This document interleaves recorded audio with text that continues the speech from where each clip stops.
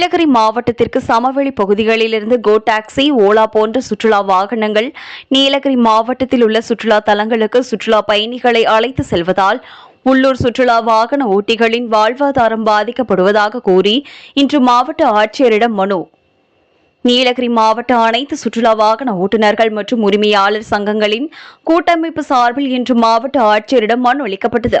இந்த மனுவில் கோவையில் இயங்கி வரும் கால் டாக்ஸி நிறுவனங்களான கோ டாக்ஸி, ஓலா, உபர் கார்கள் மூலம் நீலகிரி மாவட்டங்களுக்கு சுற்றுலா பயணிகளை அழைத்து வருவதால் உள்ளூர் வாகன ஓட்டுநர்களான தங்களுக்கு வாழ்வாதாரம் பாதிக்கப்படுவதாகவும், மேலும் கோவை கால் டாக்ஸி நிறுவனங்களுடன் பலகட்ட பேச்சுவார்த்தை நடத்தி புக்கிங் ஐடி இல்லாமல் வாகனங்களை ஓட்டக்கூடாது எனவும் முடிவு செய்யப்பட்டது. ஆனால் இதையெல்லாம் மீறி தொடர்ந்து ரெட் டாக்ஸி வாகனம் நீலகிரி மாவட்டத்திற்கு வருவது மட்டுமின்றி நீலகிரி மாவட்டத்தில் உள்ள சுற்றுலா தலங்களுக்கு சுற்றுலா பயணிகளை அழைத்து செல்வதால் இதனை நம்பியுள்ள 3000 சுற்றுலா வாகன ஓட்டிகளின் வாழ்வாதாரம் பாதிக்கப்பட்டுள்ளதாகவும், சமவெளி பிரதேசங்களில் இருந்து வரும் சுற்றுலா வாகனங்கள் சுற்றுலா பயணிகளை சுற்றுலா தலங்களுக்கு அழைத்து செல்லக்கூடாதவாறு நடவடிக்கை எடுக்க கூறி வட்டார போக்குவரத்து அலுவலர், மாவட்ட வருவாய் அலுவலர் ஆகியோரிடம் மனு அளித்தும் இதுநாள் வரை எந்தவித நடவடிக்கையும் எடுக்கவில்லை என மாவட்ட ஆட்சியர் உரிய நடவடிக்கை எடுக்க வேண்டும் என அந்த மனுவில் குறிப்பிடப்பட்டுள்ளது. மேலும் மனு மீது நடவடிக்கை எடுக்க தவறும் பட்சத்தில் தங்களது ஆதார் அட்டை, வாக்காளர் அட்டை, குடும்ப அட்டை உள்ளிட்டவற்றை அரசுக்கு திரும்பிக் கொடுக்க போவதாக அவர்கள் தெரிவித்தனர்.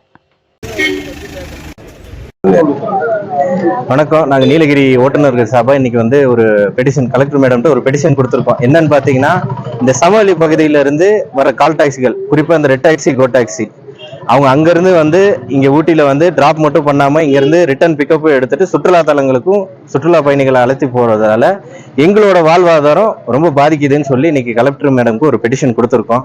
ஏற்கனவே இது சம்பந்தமாக பலமுறை நாங்கள் டிஸ்ட்ரிக்ட் அட்மினிஸ்ட்ரேஷனுக்கு பெட்டிஷன் கொடுத்து அது மூலியமாக கோட்டாட்சியர் வச்சு ஒரு பீஸ் கமிட்டி மீட்டிங் நடத்தினாங்க.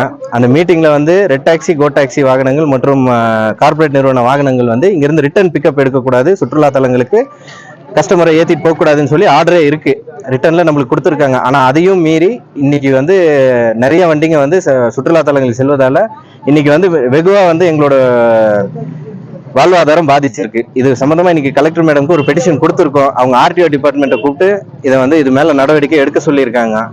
இவங்க நடவடிக்கை எடுப்பாங்கன்னு ஒரு நம்பிக்கையோட வந்திருக்கோம். அப்படி எங்களுக்கு உரிய நடவடிக்கை எடுக்கலன்னா எங்களோட குடியுரிமையான voter ID, Aadhaar card, ration card இதெல்லாம் குடும்பத்தோட நாங்க ஒப்படைக்க போறதை நாங்க முடிவு பண்ணியிருக்கோம். ஏன்னா நாங்க இந்த ஊர்ல எங்களுக்கு தொழில் இல்லாம நாங்க ஒரு அகதிகளாக தான் இன்னைக்கும் வாழ்ந்துட்டு இருக்கிறோம். ஏன்னா நாங்க இவ்வளவு டாக்ஸ், எஃப்சி, இன்சூரன்ஸ் எல்லாமே 3000 பேருக்கு மேல நம்ம இங்க டாக்ஸி டிரைவர்ஸ், அதாவது இன்னைக்கு பாத்தீங்கன்னா நீலகிரியில இருந்து எல்லாருமே வந்திருக்காங்க. குன்னூர், கோத்தகிரி, கூடலூர் எல்லா இடத்துல இருந்து வந்திருக்காங்க. இது சிட்டி உள்ள மட்டும் நடக்கிற பிரச்சனை கிடையாது. வில்லேஜ் சைட்ல இதே தான். வில்லேஜ் சைட்ல ஒரு 4 வண்டி வச்சு ஓட்டுறவங்களும் இந்த ரெட் டாக்ஸி